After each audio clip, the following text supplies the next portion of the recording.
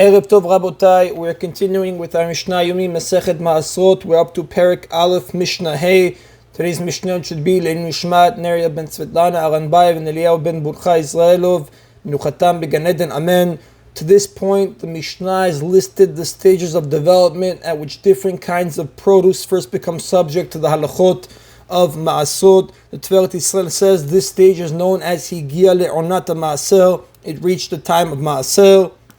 However, even at that stage, a person is allowed to snack from the produce without having to tithe it first. Now, snacking, the Mefarshim say, is not the amount you eat, it's how you eat it. It's only if he wants to eat it in a regular way that he must separate the Maasrot.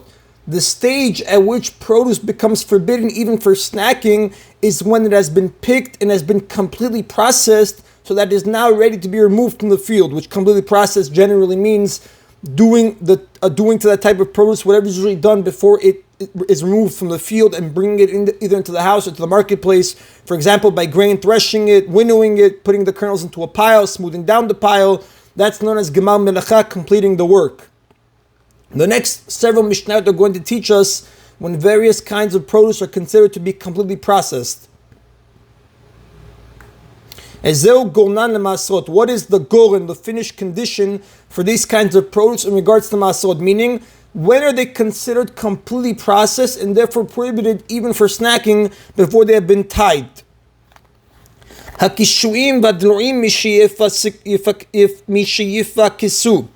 Cucumbers and gourds are finished once he removes the hairy covering that surrounds them. Mefarshim explain, when cucumbers and gourds are small, they are covered with the hairy substance. When they're completely ripe, the hairy covering falls off. So someone who picks them before they are completely ripe will usually rub the covering off himself before selling them. Once he does that, the cucumbers and gourds are considered completely processed. But if he does not plan to remove the hairy covering, then they are finished once he makes them into a pile. A melon is finished once he removes the hairy covering that surrounds it. The same process that we described for cucumbers and gourds, but in the case of melons, it's known as shalek and not tfakes because it's different words describing its removal. It's a different process as well.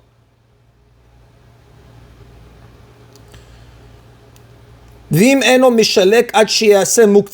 if he does not plan to remove the hairy covering, the melon is not finished until he makes a muktzeh for the melons, meaning an area in which all the melons are laid out after they're picked. Now, melons, the Mefarshim explain, are not usually put in a pile because they're heavy and they would damage one another. Instead, they are laid out on the ground in an area known as muktzeh until they're ready to be removed from the field. Yarak, hanegad, mishiogad, vegetables are usually tied in bundles, meaning that's how they're sold. They are finished once he ties them in bundles. Imeno oged, and if he does not plan to tie them in bundles, adshi malet takli, they are not finished until he fills the container in which he collects them. Imeno mimalet takli, and if he does not plan to fill just that one container, but he intends to fill several, adshi klot kotzokot, they are not finished until he gathers all the vegetables he needs and puts them in containers, meaning he may continue to snack from the vegetables in the first containers until the last one had been filled.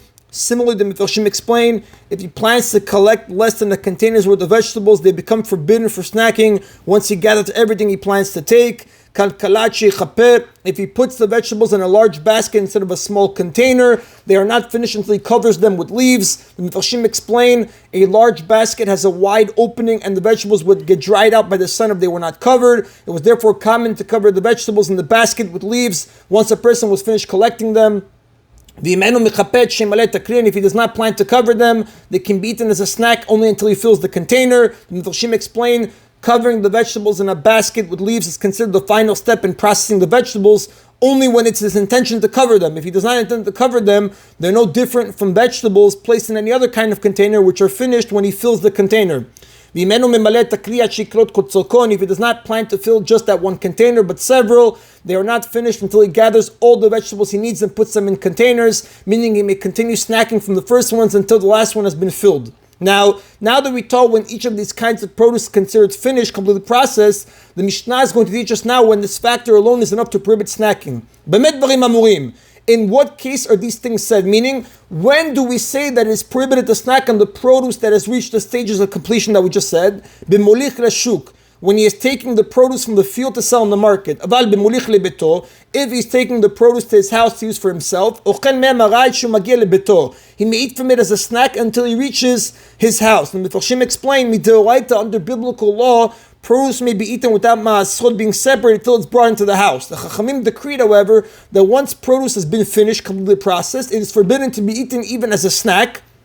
If certain additional things happen to it, selling it is one of these things. So for this reason, snacking should be forbidden. Should become forbidden when they reach the marketplace and it's ready to be sold. But since the farmer might meet a buyer on the way and sell the produce before reaching the market, the Chachamim decreed that produce meant for the market becomes forbidden to be eaten as a snack as soon as it's completely processed in the field and it's ready to be brought to the market. But that's only true for produce that's intended for sale. Produce a farmer plans to take home and use is not subject to this concern, since he plans to use it himself, not sell it. Therefore, it doesn't become forbidden for snacking until it reaches his house. Now, there are 6 things that cause finished produce to become forbidden to be eaten as a snack even before they brought it into the house. Number 1, bringing the produce into the owner's courtyard, even without bringing it into the house, selling it, cooking it, salting it, separating tirumah from it, and the arrival of Shabbat. That's what we call koveh l'maasel, setting the maaser obligation for the produce, meaning that the produce must now have maaser separated from it before it can be eaten in any way at all. And that is in Rabotai of Mishnah Hey. Mishnah Vav now continues teaching when different kinds of produce are finished, completely processed, and they cannot be eaten without maaser being separated.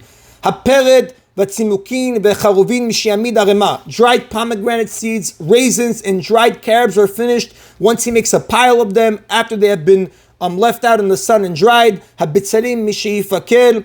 Onions are finished once he peels off the rotten parts of the outer layers. And if he does not plan to peel them before he removes them from the field, they are finished once he makes a pile of them.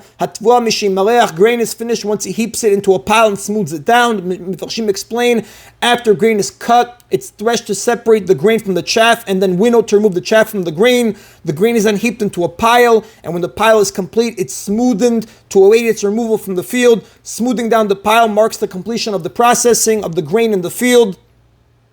If he does not plan to smooth down the pile, it can be eaten as a snack only until he heaps it into a pile, meaning if he doesn't want to smooth it into a pile, then making the pile shows that it's he finished processing the grain. Hakitniyot, mishiv yichbor, legumes, which are kitniyot. It's a name of a category of vegetables that include all plants besides grain, whose edible parts are their seeds. For example, beans and peas. They are a category of grain. The category of grain refers to wheat, barley, spelt, oat, and rye. Kitniyot is the vegetables that include all plants, that the edible parts of the seeds, like we said, beans and peas.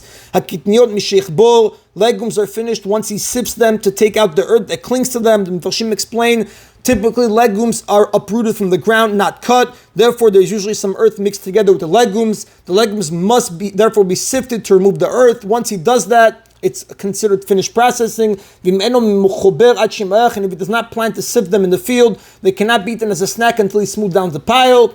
Now Mishnah continues, even though, about grain, a halakha about grain, even though he has smoothed down the pile and most of the grain in the pile,